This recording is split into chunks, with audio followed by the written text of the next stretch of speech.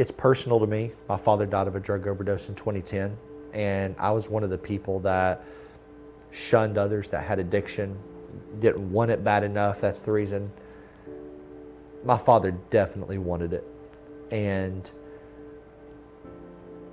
it stays in the shadows, and these individuals lose community, and they turn to isolation because that's what addiction does. And so there's such a huge problem. I mean, overdoses, we know that they went down last year, but they're starting to come back up.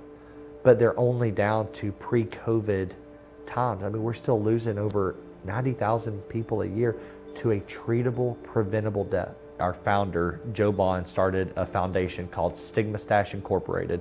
It's a nonprofit 501c3, and he started it to raise awareness about addiction and destigmatize people that have opioid use and substance use disorders. And so that is who made application for the original opioid abatement funds with Wilson County. It is a weird name, but the goal of it was is that Joe did not think mustaches looked that good. He thinks they look stigmatizing. So for No Shave November, he decided to say, okay, we're going to do a golf tournament and we're going to let everybody grow mustaches. And if you can't, then we'll give you one to wear, just so it shows like we're all the same. You know, it's actually not stigmatizing.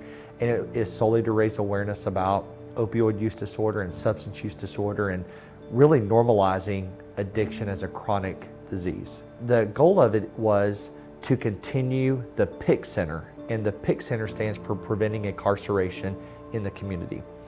And so Cedar Recovery had actually received a grant from the Tennessee Department of Mental Health and Substance Abuse Services in 2020 to start this, with a goal of giving people an alternative to incarceration.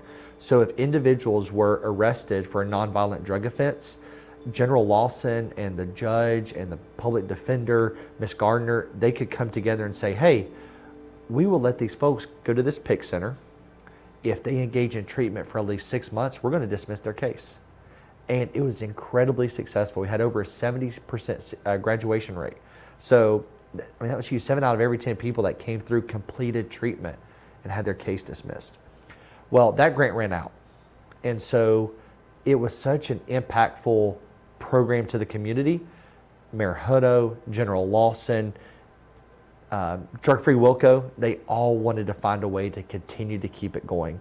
So StigmaStache made application and said, we will take it over, we'll employ the people, and we will find a way to keep this program not just for the court system, but for anybody in Wilson County. And this was an awesome, awesome vision that General Lawson had. General Lawson said, I want to use the PIC Center so that if you need treatment, if you have opioid use disorder or a substance use disorder and you're in Wilson County, you can go to the PIC Center and they will find you treatment. They will find you help at no cost. And so that was General Lawson's vision. And so that's what StigmaStache said, hey, it will take it over and we will continue it so it continues to serve the community. The funding has been used for treatment and recovery support services. That's been the biggest thing. So there are individuals that have at least 2 years of recovery from substance use, opioid use, or mental health disorders. They can go get certified from the Tennessee Department of Mental Health and Substance Abuse Services to be what's called a certified peer recovery specialist. And essentially, their job is to walk the walk with these individuals because they've already done it, right?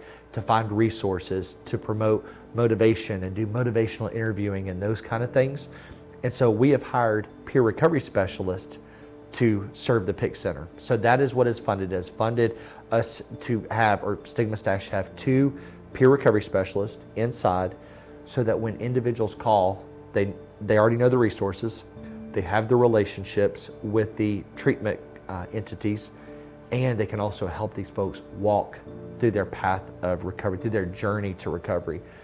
There's a lot of research on the use of peer recovery specialists, a lot.